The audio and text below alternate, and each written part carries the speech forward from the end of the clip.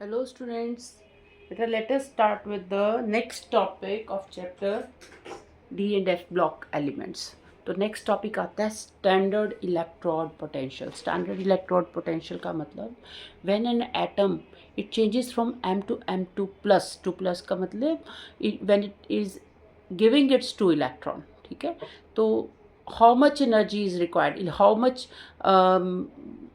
energy is required to make an atom from M to M2 plus, that is called electrode potential. As we move from left to right, जैसे left to right जाते हैं तो electrode potential will become more inactive.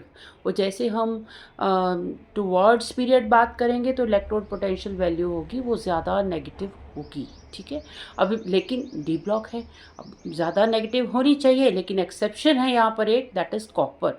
Copper exception क्यों? क्योंकि अरे negative होनी चाहिए, इसकी वैल्यू तो पॉजिटिव आ रही है, इसकी वैल्यू आ रही है 0.34. ये क्या हुआ यहाँ पर, ऐसा क्यों हो गया? इसका क्या रीज़न था कि अगर हम कॉन्फ़िगरेशन ऑफ कॉपर देखते हैं तो कॉपर की कॉन्फ़िगरेशन क्या होती है, जैसे यस कॉपर की कॉन्फ़िगरेशन है 3d10 4s1. ठीक है, अब यहाँ पर अगर कॉपर एक इलेक्ट्रॉन दे देता है तो what is the next 3d10, ये तो कंप्लीट ऑक्टेट हो गया. और जब ऑक्टेट कंप्लीट है तो क्या कॉपर अपना इलेक्ट्रॉन देगा? नहीं देगा. क्यों नहीं देगा? क्योंकि उसको इतने चाहिए, उसका ऑक्टेट कंप्लीट होगा तो वो फिर क्यों देगा किसी को इलेक्ट्रॉन? नहीं देगा, है ना.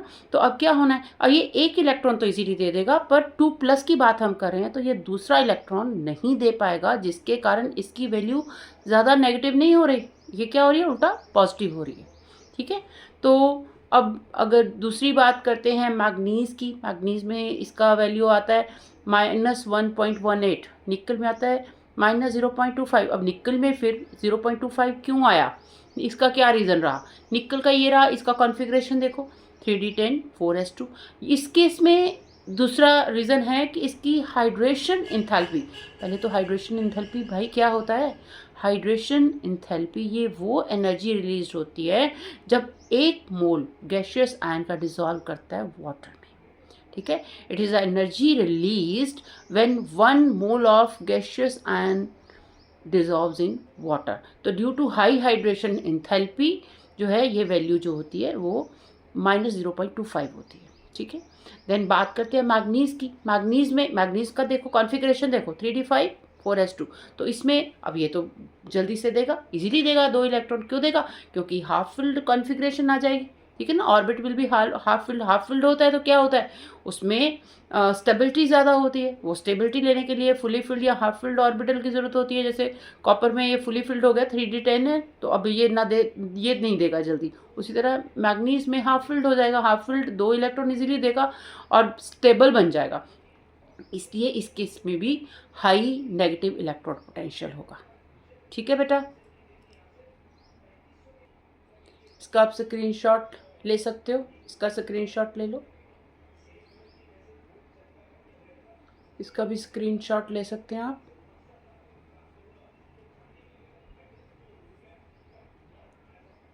अब नेक्स्ट आता है standard electrode potential 3 plus and 2 plus. And 3 plus का मतलब कि 3 इलेक्ट्रॉन इजीली देना. दैट मीन्स अब स्कैंडियम की बात करते हैं 3d1 4s2. ठीक है, अगर वो स्कैंडियम ये 2 और ये 1 3 इलेक्ट्रॉन ये इजीली दे सकता है.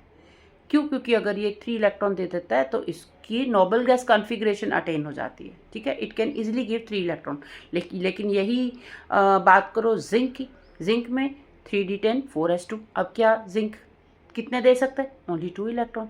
ठीक है ना, अभी इस केस में only 2 electron it will be easily give because 3d it will make the stable noble gas configuration आ जाएगा ना, stability, it will get stability. तो it will be zinc will be super excited to give 2 electrons. तो zinc जो है वो 2 electrons देने में जो होगा प्रेफरेंस करेगा. तो zinc can easily give 2 electron but will not be easily withdraw 1 मोर. अगर इसमें 3 का हो तो ये 10 वाला तो नहीं देगा, ये तो फुली स्टेबल है, ये क्यों देगा भाई? ठीक है ना. अब हम बात करते हैं उसी तरह मैग्नीज़ की बात कर लेते हैं, Mn2 प्लस. ठीक है, तो अगेन इसमें क्या है, अब Mn2 प्लस का मतलब 2 दे दिए, राइट. तो 3d5 हो गया ना. तो अगेन इलेक्ट्रोड ये क्या है, ये स्टेबल गैस कॉन्फ़िगरेशन होगी ना, स्टेबल है 3d5, हाफ फिल्ड ऑर्बिटल है. ठीक है। तो पॉजिटिव इलेक्ट्रोड पोटेंशियल इसमें आ जाता है। तो क्यों क्यों क्योंकि ये स्टेबल है। आयरन की बात कर लेते हैं, right.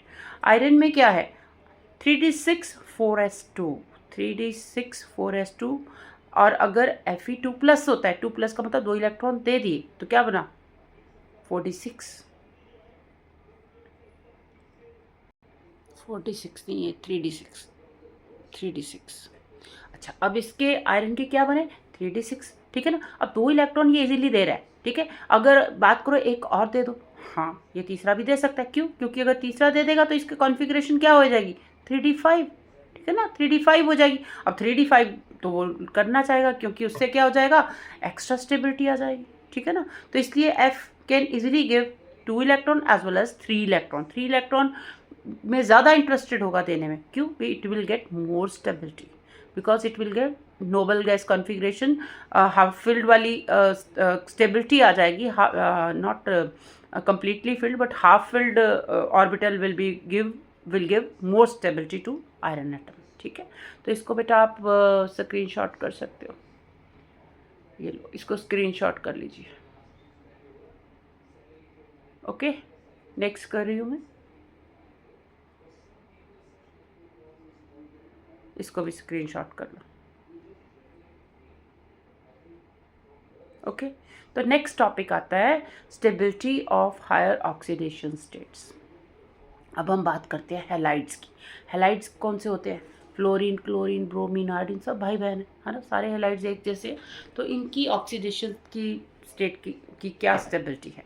Higher oxidation state are stabilized only by fluorines. पहले तो ये अगर हायर ऑक्सीडेशन स्टेट्स जो होती है वो स्टेबलाइज में फ्लोरीन सबसे मतलब only by stabilized by fluorine. क्यों फ्लोरीन करता है, क्योंकि इसकी लैटिस एनर्जी ज़्यादा होती है। पहले what do you mean by lattice energy पढ़ा था पहले, याद है क्या था। लैटिस एनर्जी वो एनर्जी होती है जो रिलीज होती है जब 1 मोल आयनिक कंपाउंड का फॉर्म होता है फ्रॉम गैशियस आयन।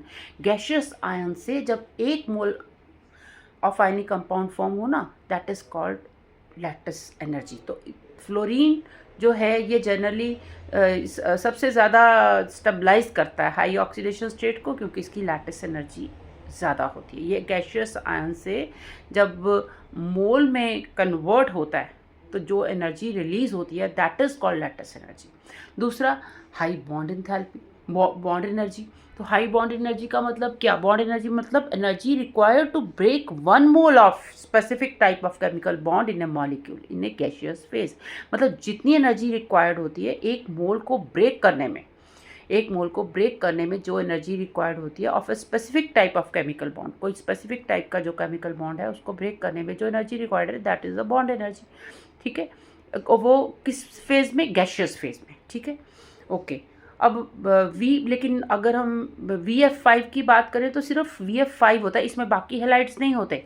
VF5 की बात करें तो only fluorine with the fluorine, right, not with chlorine, bromine. क्यों, because they undergo oxidation and form oxo halides. क्योंकि बाकी के अगर कोई हैलाइड्स हों तो वो ऑक्सीडेशन में चले जाते हैं और ऑक्सो हैलाइड्स बना देते हैं, ठीक है। अब इसमें और एक्सेप्शंस है, CuX2। CuX2 का मतलब ये X इज हैलोजन, ठीक है।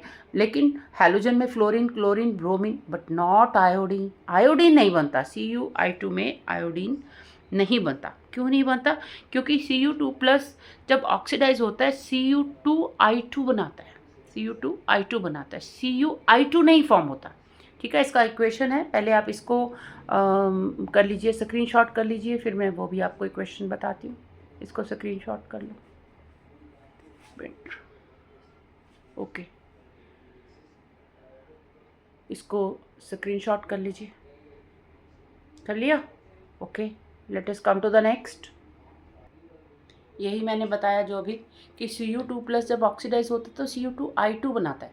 Cu2+ जब आयोडीन के साथ रिएक्ट करे तो Cu2I2 बनता है, और क्योंकि इसलिए Cu(I2) इज़ नॉट फॉर्म। यही मैंने कहा, कोई और हैलोजन हो जैसे फ्लोरीन, क्लोरीन, ब्रोमीन, वो सब बना देंगे I2, ठीक है, लेकिन आयोडीन के साथ I2 नहीं बनता। क्या बनता है, Cu2I2। नेक्स्ट है इन केस ऑफ मैग्नीज। मैग्नीज की हमें पता है क्या होती है, +7 तक सबसे ज़्यादा ऑक्सीडेशन स्टेट्स हमने स्टडी की थी ना, ऑक्सीडेशन स्टेट वाले उसमें टॉपिक में, तो इसकी +7 तक ऑक्सीडेशन स्टेट होती है, ठीक है। But for Mn is not represented in simple halides, लेकिन सिंपल हैलाइड्स नहीं ये बनाता, ये कैसे बनाता है, जैसे MnO3F, ठीक है। और इसके अलावा जो मैग्नीज के बाद वाले मेटल्स थे, जैसे आयरन मैग्नीज के बाद आता है ना, तो मैग्नीज के बाद वाले आयरन हैं उसमें क्या होता है, ट्राई हैलाइड्स फॉर्म होते हैं, एक्सेप्ट Fe(X3) नहीं बनता, बाकी ट्राई हैलाइड्स बनते हैं, ठीक है। तो fluorine stabilized highest oxidation state, ये फ्लोरीन भी हाईएस्ट ऑक्सीडेशन स्टेट को स्टेबलाइज करता है। क्यों करता है, क्योंकि इसकी लैटिस एनर्जी भी हाई होती है, high lattice energy as in case of CO3। Then और दूसरा है high bond enthalpy, that we have already started bond enthalpy VF5 और CrF6, ठीक है बेटा जी। तो टॉपिक आपको समझ आया हो, अच्छा लगा हो तो प्लीज़ आप इसे लाइक कीजिए, सब्सक्राइब कीजिए और शेयर कीजिए। Thank you.